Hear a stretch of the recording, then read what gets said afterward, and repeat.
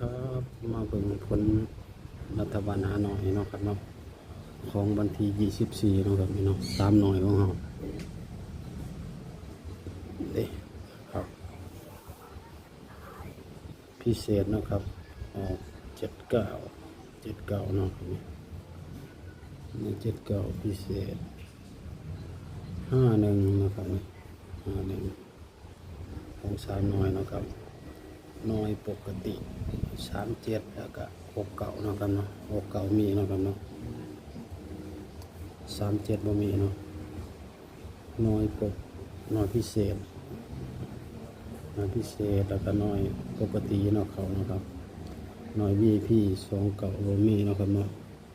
มีแต่1เก่าถือว่าเขาอยู่เนาะครับเนาะน้อยปกติน้อยพิเศษเนาะครับถึงบนถึงล่างเนาะครับ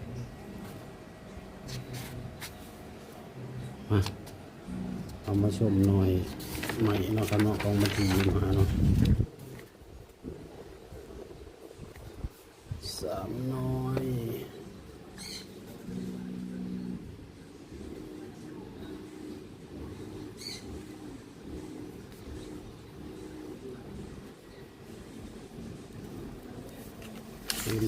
37ได้เสีย69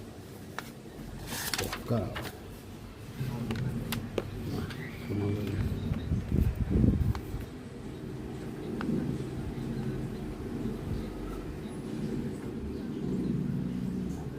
ด่างเก่าเนาะครับเนาะแล้วก็3 2 1 0เนาะครับเนาะเอาละ2 3 4 5 6 บวก 3เป็น15บวก 3ได้8 9 0 1นะครับเนาะ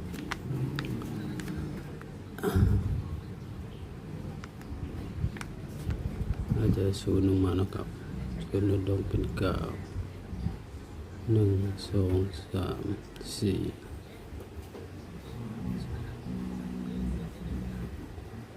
ศูนย์ลงมานะครับเพิ่มเป็น1 9 8 7 6 5พอ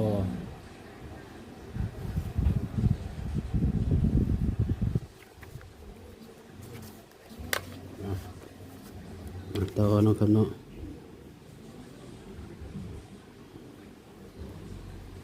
90 91นะครับเนาะ92 93 94 95นะครับเนาะ01 02 03 04 05นะครับเนาะ12 13 14 15 23 24 25นะครับเนาะ43 45 35นะครับเนาะเลขส่วนกันที่0 9 1 5นะครับเนาะสูตรเดิมเนาะครับเนาะ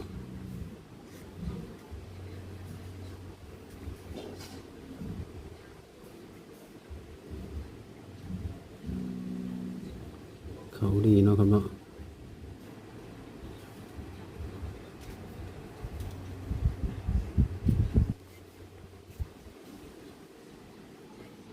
ติด0 ติด1เนาะครับเนาะ